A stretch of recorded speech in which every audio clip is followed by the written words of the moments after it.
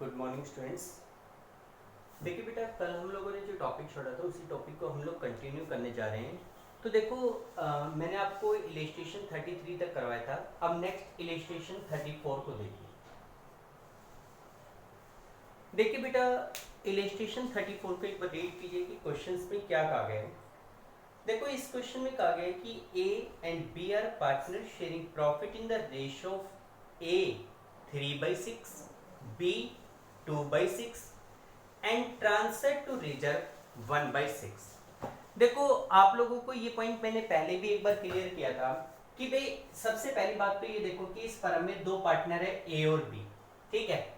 और रेशो आपके पास इस क्वेश्चन में तीन दे रखे हैं, 3/6, 2/6 और 1/6 का नाम दिखा रखा है रिजर्व के नाम से, ठीक है। 1/6 शेयर किस में ट्रांसफर करना है? रिजर्व। तो मैंने आपको पहले भी क्लियर किया था कि भाई इन तीन रेशियो का मतलब क्या हुआ कि फर्म ने ये पॉलिसी अडॉप्ट की हुई है कि अगर फर्म कंटिन्यू रहेगी तो हर साल जितना भी प्रॉफिट कमाएगी उसका 3/6 ए को मिल जाएगा, 2/6 बी को मिल जाएगा, और जो बच गया 1/6 वो बचे हुए अमाउंट के ऊपर किसका राइट होगा, यानी कि बचा हुआ अमाउंट हम लोग रिजर्व में ट्रांसफर करेंगे फ्यूचर की किसी भी कंटीजेंसीज को फेस करने के लिए। लेकिन ये तीन रेशियो तब अप्लाई होंगे when the firm will be continue. अगर फर्म का रिकंस्टिट्यूशन होता है, चाहे किसी भी वजह से, रिटायरमेंट, डेथ, एडमिशन, किसी भी वजह से, तो उस केस में आपको इस रिजर्व के पोर्शंस को नहीं लेके चलना। उस केस में ए और बी के बीच का एक्चुअल रेशियो आपको चाहिए। अब एक्चुअल रेशियो 3/6 और 2/6 नहीं है, ठीक है, क्योंकि अगर आपने इस तरीके से प्रॉफिट को डिस्ट्रीब्यूट किया तो मान लो 6000 का प्रॉफिट है, 3/6 3000 रुपए ए को मिल जाएंगे, 2/6 2000 रुपए बी को मिल जाएंगे, अब भी 1000 रुपए बच जाएगा, वो कहा जाएगा, ठीक है ना। तो इसलिए आपको ये ध्यान रखना है कि अगर इस प्रकार की कंडीशन दे रखी है और फर्म का रिकंस्टिट्यूशन हो रहा है तो first of all you have to calculate the actual ratio between the partners. तो उसमें एक्चुअल रेशियो क्या है, जैसे इन सबका एलसीएम लोगे, 6 एलसीएम 3:2:1। अब रिजर्व का पोर्शन हटा दो, ए और बी के बीच का रेशियो है 3:2। अब आप इसको लिख सकते हैं 3/5 और 2/5, इस तरीके से। तो इसलिए अगर किसी क्वेश्चन में इस प्रकार से रिजर्व का भी अमाउंट दे रखा और रिजर्व के लिए भी एक रेशियो दे रखा है तो उस रेशियो को एलिमिनेट करके actual ratio between the partners calculate करना है, ठीक है। तो देखो, इसमें जैसे रेशियो दे दिया, आगे कह रहे हैं कि balance sheet as at 30 September 2018 was as follow. Partners की बैलेंस शीट आपके सामने दी गई है। आगे B retires on 1 October, the terms were. B firm को छोड़कर जा रहा है और ये नीचे कुछ कंडीशन दी गई है। आपसे लास्ट में कह रहे हैं prepare revaluation account, capital account and the balance sheet of A. आपको तीन चीजें बनानी है, रिवैल्यूएशन अकाउंट, कैपिटल अकाउंट और बैलेंस शीट। तो देखो, सबसे पहले हम लोग रिवैल्यूएशन अकाउंट पे आते हैं।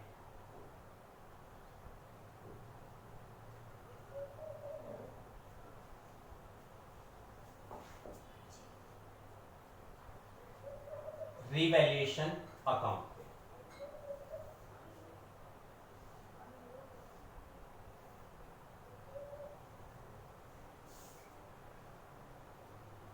पर्टिकुलर्स अमाउंट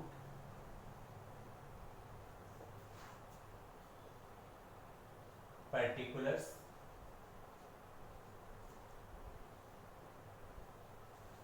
अमाउंट, ठीक।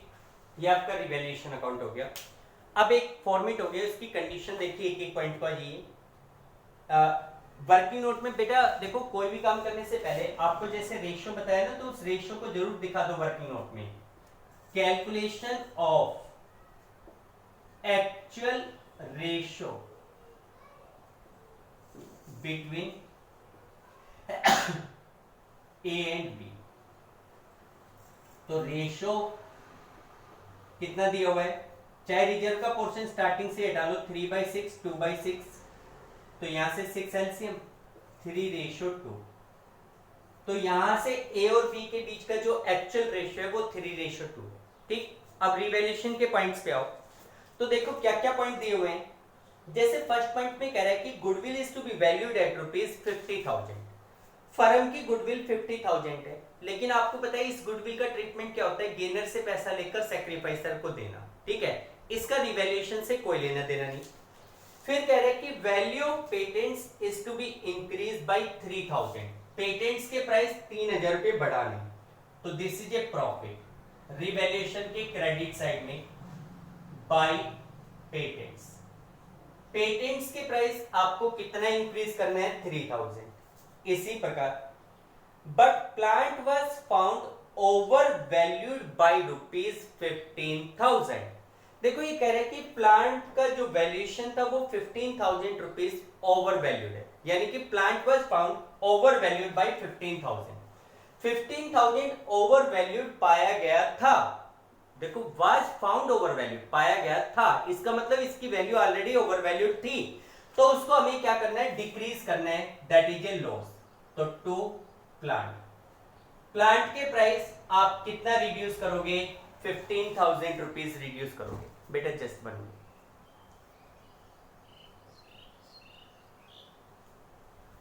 सॉरी बेटा, सॉरी इनकन्वीनियंस के लिए।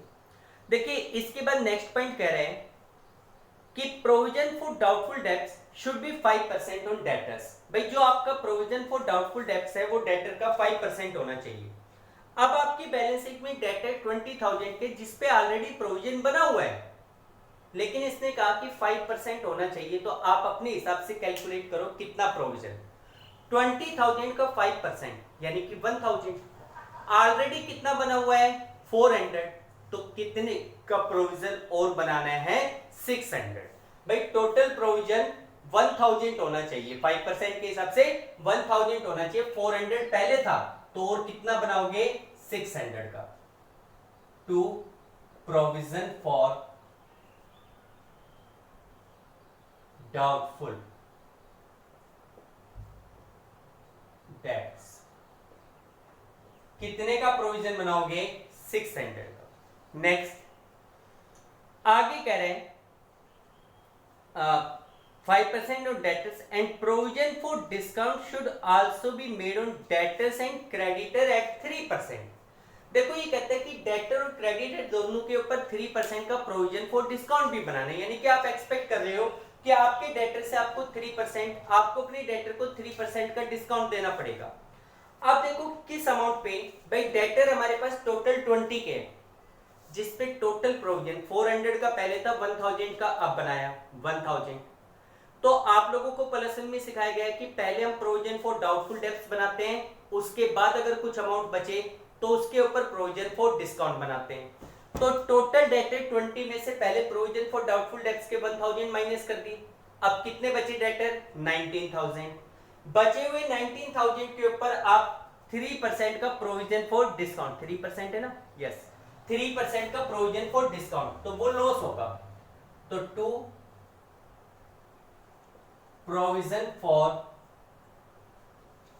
डिस्काउंट 19,000 का 3%, 570। इसी प्रकार प्रोविजन फॉर डिस्काउंट क्रेडिटर पे भी बनाना है। अब आपकी बैलेंस शीट में क्रेडिटर है 10,000 के, आपको अपने क्रेडिटर से उम्मीद है कि 3% का डिस्काउंट मिल जाएगा, तो वहां पे आपके लिए प्रॉफिट हो जाएगा। तो by provision for discount on creditor, कितने का प्रोविजन फॉर डिस्काउंट बनेगा क्रेडिटर पे, 300 का। इसी प्रकार out of insurance which was entirely debited to profit and loss account ₹870 be carried forward as unexpired insurance। देखो ये कह रहे हैं कि इंश्योरेंस प्रीमियम की जो हमने पैसे दिए थे, जिसको पूरी तरीके से P&L अकाउंट में डेबिट किया जा चुका है, यानी कि आप तो अपनी तरफ से उस पूरे खर्च पैसे को एज ए एक्सपेंस मान के P&L में दिखा चुके, लेकिन उसमें से कहते हैं ₹870 to be carry forward as unexpired insurance. उसमें से 870 का इंश्योरेंस ऐसा है जो अनएक्सपायर्ड है, जिसकी वैलिडिटी खत्म नहीं हुई, जिसको आप कैरी फॉरवर्ड कर सकते हैं। तो इसका मतलब वो 870 का प्रीपेड इंश्योरेंस है जो नेक्स्ट ईयर काम आएगा, तो that is a profit revaluation के credit side by unexpired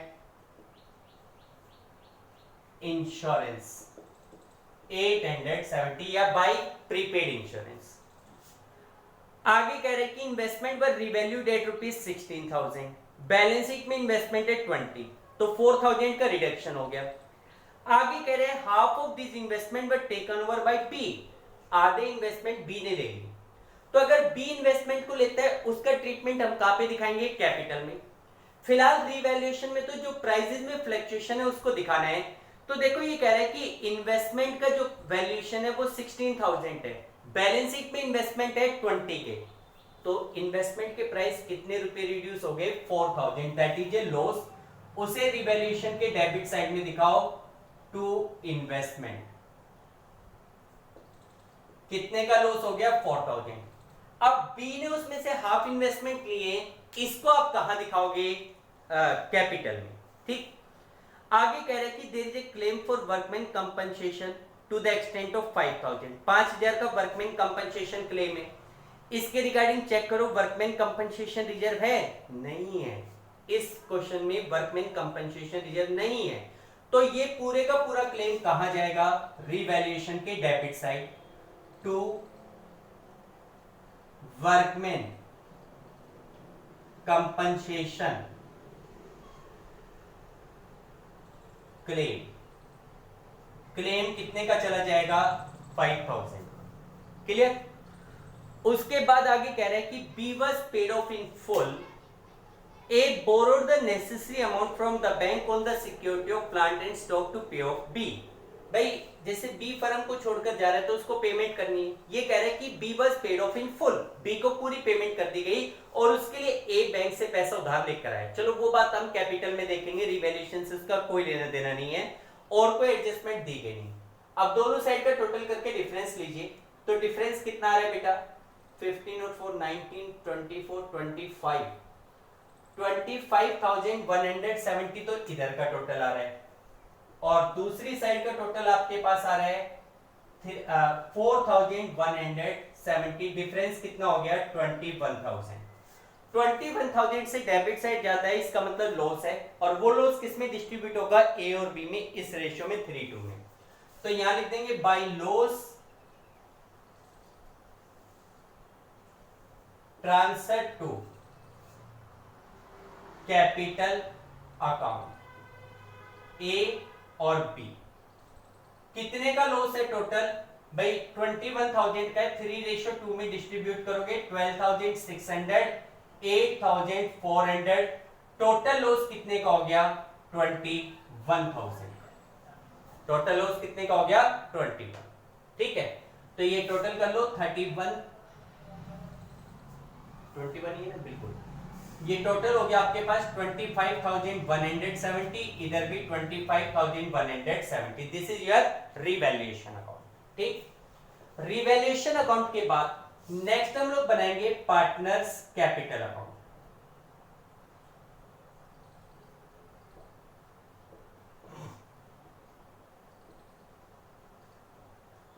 partners capital account A B particulars, A B particulars, particulars A B particulars A B। ठीक, देखो बेटा सबसे पहले कैपिटल का बैलेंस, आप लोग बैलेंस शीट से चलिए। सबसे पहले बाय बैलेंस ब्रॉट डाउन, तो आप ये देखोगे कैपिटल का बैलेंस कितना दिया हुआ है। A's capital account balance is 80,000, B की कैपिटल का बैलेंस है 40,000, ये कैपिटल का बैलेंस होगा। अब सबसे पहले आपको पता है बैलेंस शीट के आइटम को खत्म करते हैं। बैलेंस शीट में लायबिलिटी साइड से उठाइए, सबसे पहले दे रखा है प्रोविडेंट फंड। बार बार बता चुका हूं, provident fund is not a reserve, it is a liability, इसको डिस्ट्रीब्यूट नहीं कर। फिर दिया हुआ है रिजर्व फंड, कितने का? 12 का, 3:2 में डिस्ट्रीब्यूट होगा, तो बाय रिजर्व फंड। बेटा 12,000 को 3:2 में डिस्ट्रीब्यूट करोगे तो 7,200 और 4,800। ठीक है, उसके बाद रिजर्व फंड के बाद आपको बैलेंस शीट में दिया गया है क्रेडिटर नहीं profit and loss account. Profit and loss को भी ए और बी में डिस्ट्रीब्यूट करोगे तो बाय प्रॉफिट एंड लॉस कितने का है 24,000 का, जस्ट अपोजिट डबल हो गया 14,400 9600 ए और बी में 32। ठीक, और कुछ लायबिलिटी साइड तो कुछ और है नहीं। एसेट साइड में जो देखो एसेट साइड में आपके पास गुडविल दिखा रखे 15,000 की। आप लोगों को पहले बता रखा है कि भाई पार्टनरशिप फर्म के रिकंस्टिट्यूशन के समय चाहे एडमिशन हो, रिटायरमेंट हो, डेथ हो, कोई भी केस हो, अगर फर्म की बैलेंस शीट में कोई गुडविल दिखा रखी हो तो that goodwill is to be written off among old partner in their old ratio. तो इस 15,000 की गुडविल को ए और बी में बांटेंगे। क्या एंट्री? गुडविल एसेट से जिसका डेबिट बैलेंस है। खत्म करने के लिए क्या करोगे? क्रेडिट ए और बी की कैपिटल को डेबिट। तो entry partners capital account debit to goodwill. तो यहां पे लिख दोगे टू गुडविल। भाई टोटल गुडविल आपके पास है 15,000, 3:2 में 9,000 और 6,000। ये हमने गुडविल को राइट ऑफ कर दिया। इसके अलावा plant, patent, stock, investment, debtor, cash कुछ नहीं। बैलेंस शीट के सारे आइटम होंगे जो आपको कैपिटल में दिखाने थे। अब आ जाओ रिवैल्यूएशन पे। रिवैल्यूएशन से क्या हो रहा था? लॉस। रिवैल्यूएशन अकाउंट हो रहा है क्रेडिट, कैपिटल अकाउंट डेबिट। तो डेबिट साइड में टू रिवैल्यूएशन अकाउंट कितना अमाउंट? 12,600 ए की कैपिटल में, 8,400 रुपीज बी की कैपिटल में। ठीक, ये रिवैल्यूएशन का लॉस हो गया। उसके बाद अब आ जाओ नीचे एडजस्टमेंट पे। तो देखो एडजस्टमेंट में क्या कह रहा है? बैलेंस शीट के सारे आइटम हो गए, रिवैल्यूएशन के हो गए, नीचे एडजस्टमेंट में। तो देखो एडजस्टमेंट में फर्स्ट पॉइंट कह रहे हैं कि भाई गुडविल इज वैल्यूड एट ₹50। भाई फर्म की गुडविल 50,000 है। हमें फर्म की गुडविल किस लिए चाहिए? केवल सैक्रिफाइसर और गेटर का हिस्सा निकालने के लिए। तो आप ये देखो कि बी फर्म छोड़कर जा रहे हैं तो इसका मतलब उसे गुडविल में हिस्सा मिलेगा। और कंटिन्यू कौन है? ए। तो वो हिस्सा कौन देगा? ए देगा। तो आप सीधा सीधा बी के हिस्से की गुडविल निकाल लो। वो पूरा पैसा ए को देना पड़ेगा, किसी प्रकार के गेनिंग रेशियो को निकालने की रिक्वायरमेंट है नहीं। तो वर्किंग नोट नंबर सेकंड में सीधा लिखो बीज शेयर ऑफ गुडविल। भाई बी के हिस्से की गुडविल कितनी बनी? टोटल गुडविल है 50,000, बी का शेयर है फर्म में 2/5। तो उस हिसाब से बी के हिस्से की गुडविल 20,000 बनती है। और उसे ये पूरा पैसा कौन देगा? केवल और केवल ए देगा। एंट्री क्या बनेगी? ए से पैसा लेना है, बी को पैसा देना है। एंट्री बनी A's capital account debit to B's capital. B की कैपिटल क्रेडिट हो रही है तो क्रेडिट साइड में बाय एज कैपिटल। ए की कैपिटल से बी की कैपिटल में कितना पैसा चलाया जाएगा? 20। बी तो हो रहा है क्रेडिट। अच्छा ए हो रहा है डेबिट, तो इसके डेबिट साइड में टू बीज कैपिटल कितना पैसा? 20,000। ये ए की कैपिटल में डेबिट हो। क्लियर? ये गुडविल का ट्रीटमेंट हो गया। फिर आगे पॉइंट पढ़ो। वैल्यू ऑफ पेटेंट्स इतना इंक्रीज करना है, प्लांट ओवर वैल्यूड था, प्रोविजन इतना, provision for doubtful debts on debtors and creditor हो गया, इंश्योरेंस हो गया, इन्वेस्टमेंट वर रिवैल्यूड 16,000। इस पॉइंट में कह रहे हैं कि भाई investment are valued at ₹16,000 and half of this investment were taken over by B. भाई हमारे जो इन्वेस्टमेंट है वो 16,000 के थे, जिसमें से हाफ इन्वेस्टमेंट बी ने ले ली, यानी कि 8,000 के। 8,000 के इन्वेस्टमेंट ऐसे हैं जिनको बी ले रहा है। तो एंट्री क्या होगी? इन्वेस्टमेंट एक एसेट्स है जिसका डेबिट बैलेंस 8,000। एसेट्स के प्राइस कम होंगे तो उसे तो करोगे क्रेडिट। बी ले रहा है ही जे receiver debit, B's capital account debit to investment. तो बी की कैपिटल के डेबिट साइड में टू इन्वेस्टमेंट। ठीक है, कितने पैसे? 8,000। ठीक, उसके बाद आगे और कोई पॉइंट? क्लेम वर्कमैन कंपनसेशन, इससे कोई मतलब नहीं। B was paid in full, A borrowed the necessary money from bank on the security of plant and stock to pay off B. देखो फिलहाल और कोई पॉइंट नहीं है, आप केवल बी के सेटलमेंट की बात है। तो अब आप ये चेक करो कि भाई आज की डेट में जब बी रिटायरमेंट ले रहा है तो फर्म को उसको कितने पैसे देने हैं। तो एक बार चेक करो 40 20 60 64, यहां से तो आ रहा है 64,400 और इस साइड का टोटल आ रहा है उसका 8 और 8 16 22,400। तो देखो आज की डेट में अगर हम बैलेंस निकालते हैं तो भाई बी हमारी फर्म के 42,000 रुपीज मांगते हैं। भाई आज की डेट में बी हमारी फर्म के कितने पैसे मांगता है 42, ठीक है। अब ये कह रहा है कि B was paid in full, भाई बी को पूरी पेमेंट करनी है। लेकिन एक बात सोचो भाई, किसी भी बंदे को पूरी पेमेंट करने के लिए आपके पास पूरा अमाउंट अवेलेबल भी तो होना चाहिए। आप चेक करो कि आपके पास कितने का बैलेंस अवेलेबल है। तो आप ये देखो कि आपके पास बैलेंस शीट की एसेट साइड में केवल कैश दिखा रखा है 5,000, जबकि ये कह रहा है कि B was paid in full, भाई उसको पेमेंट करने के लिए हमें 42,000 चाहिए। 5,000 तो ठीक है कैश में पड़े हैं, बाकी 37। तो इसने एक बात क्लियर भी कर दी कि भाई बाकी का जो पैसा है उसको देने के लिए ए ने बैंक से लोन ले लिया। चलो वो बैंक से लोन ले लिया, वो उसकी हेडेक है। फिलहाल बी को तो पेमेंट करो, 5,000 उसको कैश में दो। देखो फिलहाल आपके पास कैश अवेलेबल है, 5,000 उसको दो कैश में, तो 2 कैश। भाई बी को 5,000 रुपए दे दिए कैश में, अभी 37 और देने। आप उसके लिए बैंक से लोन लोगे, क्या एंट्री बनेगी bank account debit to bank loan. ध्यान रखना जब हम बैंक से लोन लेते हैं तो पहले वो पैसा हमारे अकाउंट में आता है, तो बैंक टू बैंक लोन, और फिर आप बी को पेमेंट करोगे, B is capital to bank. तो यहां पे बैंक लिखना, टू बैंक, या तो बैंक लिख दो या बैंक लोन लिख दो, ठीक है। बैंक लोन कितने की पेमेंट करोगे 37, बैंक लिखो बेटा, ठीक है। बैंक से आपने कितने की पेमेंट कर दी 37। बी का हिसाब क्लियर। अब बी का हिसाब हो गया क्लियर, इसके बाद ए फर्म को कंटिन्यू कर रहे हैं, तो ए की कैपिटल का क्या निकाल लोगे बैलेंस। तो यहां पे लिखेंगे टू बैलेंस कैरीड आउट। निकालो बैलेंस कितना आता है बेटा, इस टोटल में से ये सारा टोटल लेस करो। तो ये जब सारा टोटल लेस, बेटा मिस्टेक्स, सॉरी बेटा, यहाँ पे इसका टोटल करो 74,400 आ रहा है, तो यहाँ 52 का बैलेंस आएगा। 52 में से 5,000 कैश में दे दिए, तो यहाँ पे कितना आएगा 47, sorry by mistake, calculation mistake. इसके बाद आपने उसकी पेमेंट होगी। अच्छा ए का बैलेंस निकालो, इस टोटल में से ये सारा टोटल लेस करोगे तो डिफरेंस हमारे पास आ रहा है 60,000। इसका मतलब आज की डेट में सी का जो बैलेंस है, ए का जो बैलेंस है वो कितने का बैलेंस है 60,000। ये टोटल करते हैं, this is the partners capital account. ये हमारे पास पार्टनर का कैपिटल अकाउंट हो गया।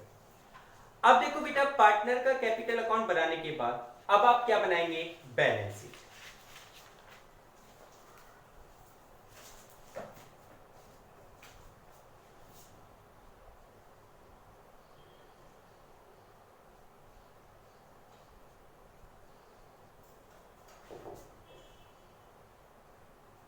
ऐसे जो डेट आपको गिवन,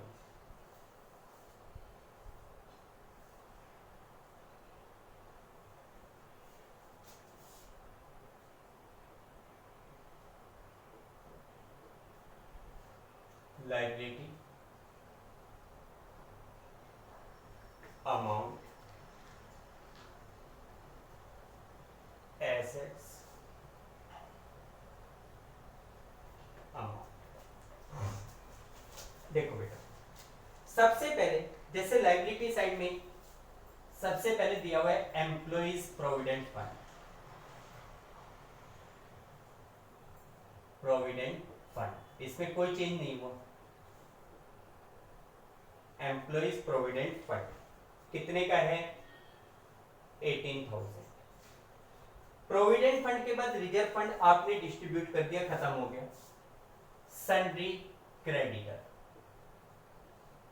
देखो जो क्रेडिटर्स हैं वो हमारे पास 10,000 रुपीज के दिए हुए, और उस 10,000 के ऊपर आपने क्या किया है 3% का प्रोविजन बनाया 300। मैंने बताया था प्रोविजन को हमेशा शो करो, बैड डेब्ट्स होता है डिस्काउंट दे दिया जाता है तो उसको डायरेक्ट लेस करते हैं, लेकिन जब प्रोविजन हो ना तो उसको हमेशा दिखाया करो, less provision for discount. Provision for discount. Discount के लिए कितने का प्रोविजन है? 300। तो आपकी क्रेडिटर कितने के बचेंगे? 9700। ठीक। क्रेडिटर के बाद प्रॉफिट एंड लॉस का बैलेंस वो हमने खत्म कर दिया। कैपिटल, कैपिटल केवल और केवल किसकी रहेगी? ए की, 60। भाई बी तो खत्म हो गया। बी को हमने 5000 कैश में दे दिया था, 47,000 बैंक से लोन लेकर। तो देखो बैंक का नेगेटिव बैलेंस है, तो आप देख सकते हैं यहाँ पे लायबिलिटी साइड में हाथ तो हाथ बैंक लोन और दिखा दो। कितने का? 47,000 का। 47,000 का क्या क्रिएट हो गया था? Bank loan. क्योंकि बी को पेमेंट करने के लिए 47,000 की कमी पड़ रही थी, उसके लिए ए ने पैसा लिया था। हालांकि एक चीज और कह रहा था कि वो जो पैसा लिया गया वो प्लांट और स्टॉक की सिक्योरिटी के ऊपर लिया गया है, तो आपको उसको शो करने की जरूरत नहीं। कोई चीज गिरवी रखवाते हो तो वो चीज कोई ट्रांजेक्शन नहीं है जिसको आप अपनी बुक्स में दिखाओगे। ठीक, लायबिलिटी के सारे आइटम हो गए। अब आ जाओ एसेट साइड में। तो देखिए एसेट साइड में गुडविल राइट ऑफ कर चुके। प्लांट आपके पास 90,000 है, कोई चेंज हुआ था प्लांट में? 15,000 रिड्यूस करना था प्लांट को, तो प्लांट कितने का रह गया? 75 का। पेटेंट्स, पेटेंट्स आपके पास 4400 के थे, जिसको 3000 इंक्रीज करना था, तो पेटेंट्स कितने के हो गए? 7400 के। स्टॉक 30,000, कोई चेंज नहीं हुआ। स्टॉक एज इट इज 30,000 का। ठीक है। उसके बाद इन्वेस्टमेंट, देखो इन्वेस्टमेंट के केस में एडजस्टमेंट पे दिया गया था कि इन्वेस्टमेंट्स आर वैल्यूड एट ₹16। तो पहली बात तो उसके प्राइस 16 थे, और उस 16,000 में से भी हाफ इन्वेस्टमेंट यानी कि 8,000 की इन्वेस्टमेंट किसने ले लिए थे? बी ने। तो हमारे पास इन्वेस्टमेंट कितने के बचे? भाई नो डाउट हमारे पास तो इन्वेस्टमेंट हाफ ही बचे 8,000 के, तो हम इन्वेस्टमेंट को कितने पे दिखाएंगे? 8,000 पे। इन्वेस्टमेंट के बाद है डेटर। अब आप देखो डेटर्स हमारे पास टोटल 20,000 के थे, जिसके रिगार्डिंग दो प्रकार के एडजस्टमेंट थे। एक तो आपको अपने डेटर पे प्रोविजन बनाना था, 400 का पहले बना हुआ था, 600 का और बनाया। Total provision for doubtful debts कितने का हो गया? 1000 का। तो एक तो आप लेस करेंगे प्रोविजन फॉर डाउटफुल डेब्ट्स। भाई प्रोविजन फॉर डाउटफुल डेब्ट्स 1000 का लेस हो गया।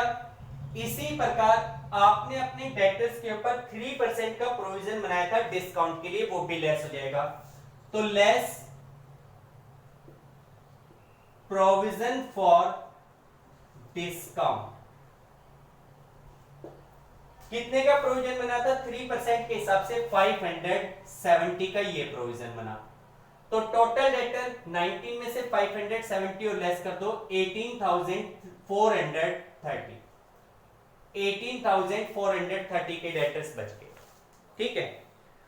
उसके बाद कैश, कैश पूरे का पूरा 5,000 बी को पेमेंट करने में यूज हो गया, प्लस 40,000 का जो बैंक से लोन लिया था वो भी हमने पेमेंट कर दी थी। ठीक, बैलेंस शीट जो पुरानी बैलेंस शीट थी उसके अकॉर्डिंग तो सारे आइटम हम राइट डाउन कर चुके हैं। अब एक बार नीचे एडजस्टमेंट को पढ़ो, कोई ऐसा आइटम तो नहीं बच गया जिसको आपको बैलेंस शीट में और दिखाना हो। तो इसने कहा कि भाई बी रिटायरमेंट ले रहा है, गुडविल 50,000 है, तो आपको पता है गुडविल के लिए तो गेनर टू सैक्रिफाइसर होता है। एक बार ए को डेबिट कर दिया, बी को क्रेडिट कर दिया। पेटेंट्स की वैल्यू को 3000 इंक्रीज करना है, इधर भी दिखा दिया उधर भी बढ़ा दिया। प्लांट ओवर वैल्यूड था, 15,000 कम करना था, रिवैल्यूएशन में भी आ गया, बैलेंस शीट में भी प्लांट को कम कर दिया। प्रोविजन फॉर डाउटफुल डेब्ट 5% बनाना है, यानी कि 600 को और बनाना था, एक बार इधर एक बार इधर। प्रोविजन फॉर डिस्काउंट डेटर पे बनाने, एक बार रिवैल्यूएशन में एक बार इधर। क्रेडिटर पे बनाने, एक बार रिवैल्यूएशन में एक बार क्रेडिटर में से कम कर दिया। Out of insurance premium which was entirely debited to P&L, 870 be carry forward as unexpired insurance। तो 870 का unexpired यानी कि प्रीपेड इंश्योरेंस है, जिसको एक बार तो आपने रिवैल्यूएशन में दिखा दिया, और सेकेंडली आप बैलेंस शीट की एसेट साइड में दिखाएंगे अनएक्सपायर्ड या प्रीपेड इंश्योरेंस के नाम से। कितना अमाउंट? 870। इसी प्रकार ये कहता है भाई इन्वेस्टमेंट 16 के थे, हमने कम कर दिया, उसमें से हाफ इन्वेस्टमेंट बी ने ले लिए, तो 8000 के इन्वेस्टमेंट बी ने लिए, एक बार इधर एक बार बैलेंस शीट में इन्वेस्टमेंट में से 8000 कम कर दिए। वर्कमैन कंपनसेशन क्लेम था 5000 का, एक बार रिवैल्यूएशन में, एक बार लायबिलिटी साइड में। वर्कमैन कंपनसेशन क्लेम कितने का हो जाएगा? 5000। उसके बाद ये कह रहा है कि B was paid in full, तो उसको पेमेंट कर दी 5000 वहां से कैश लाकर 47000 के बैंक लोन के थ्रू, उसका कोई बैलेंस नहीं बच रहा। सारे आइटम आपके हो गए, आप टोटल करके देख लेना, दोनों साइड का टोटल आपका इक्वल आ जाएगा। ठीक है, टोटल करके देख लेना। तो देखो बेटा, ये हमारे पास रिटायरमेंट से रिलेटेड कुछ क्वेश्चंस हैं। अब आप ये पाएंगे कि आपके लगभग क्वेश्चन सारे के सारे इसी प्रकार के क्वेश्चंस हैं। तो आप आगे के 2-3 क्वेश्चंस खुद करके देखेंगे, लाइक 35, 36, 35 कर लेना, 36 छोड़ देना, 36 इलस्ट्रेशंस मैं करवाऊंगा। ठीक है, यहां तक करो। ठीक, 35 तक आप लोगों को करने। ठीक है बेटा, okay, thank you, have a nice day.